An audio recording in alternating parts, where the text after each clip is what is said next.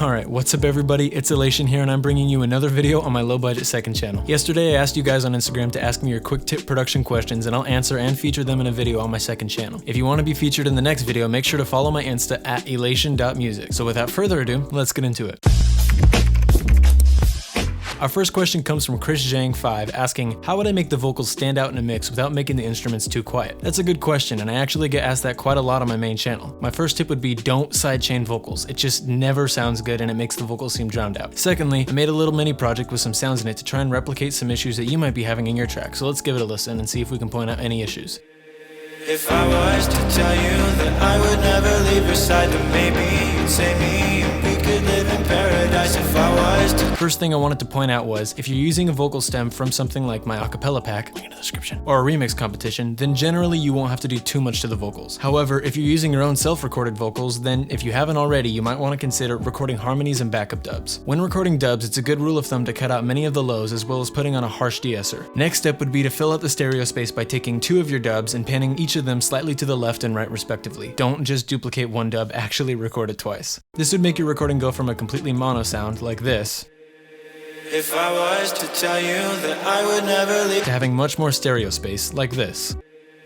If I was to tell you that I would never leave your side. Next up, one of the big issues that I see that's pretty common is drenching everything in reverb. This can make your mix sound muddy and can end up drowning out a lot of the things that you might want to have sitting up front. Reverb can always make something sound good, but remember to use everything in moderation. In this case, you might want to bring down the decay and wet amount, as well as bring up the low cut to make sure those lower frequencies aren't being reverberated. It should sound like this after you're done. If I was to tell you that I would never leave your side, then maybe... Next up, we have a piano playing some basic chords. Sometimes when producing, you might be in a rush to get your idea down and end up forgetting to go back and mix some of those things. So make sure to go back and check everything in your project and cut the lows on anything where it isn't necessary. Having too many low frequencies in all of your sounds can make your mix sound muddy with everything clashing together. If we cut a little bit of the lows from this piano, everything will start to sound less rumbly. This can be accentuated by applying the same reverb techniques we used on our vocals to this layer as well. Next up, we have a generic synth pluck. Again, cutting unnecessary lows can add much needed room to this crushed mix. You may even want to try adding some stereo separation to give everything its own unique spot in the stereo image. Let's hear what this sounds like in practice.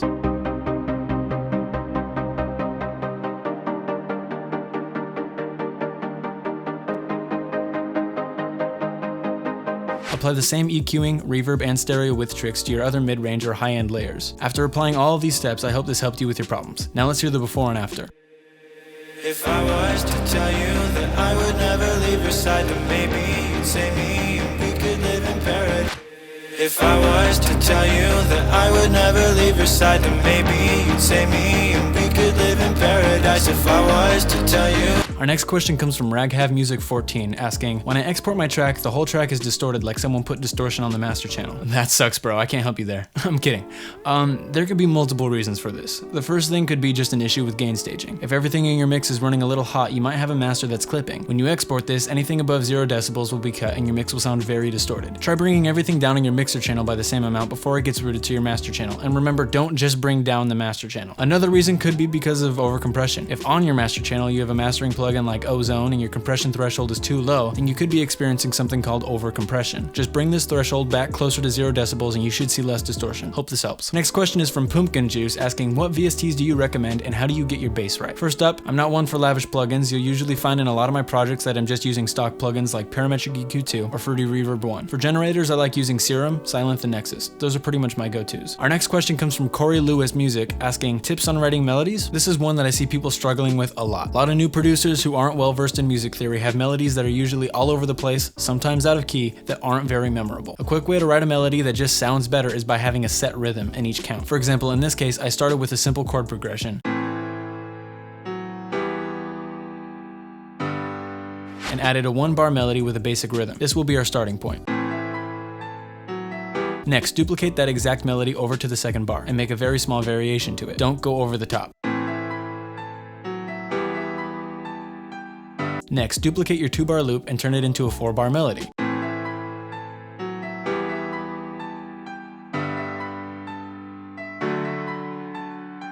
And finally, add some very small variation to the 4th bar. Remember, less is more.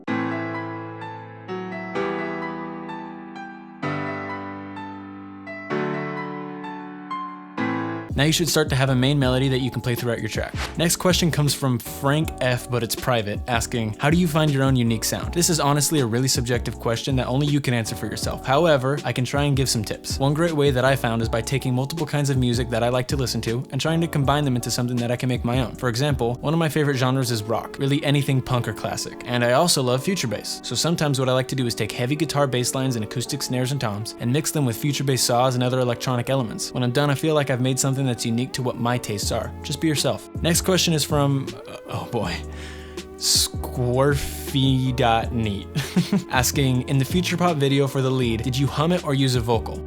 I hummed it. I sing and pretty much record all of my vocal chops. Next question is from Benjamin Roy asking, how do I mix a top kick onto a kick drum? This is actually something that I do in literally every single song I've ever made. First, start with a regular kick drum that you like the low end of. Next, find another kick drum that has a nice transient. Then, take that transient kick and route it to the mixer.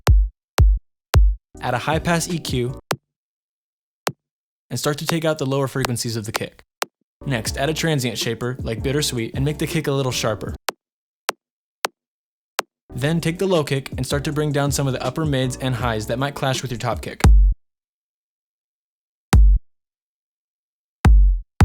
When you're done, you should have a nice kick with a transient that stands out in the mix.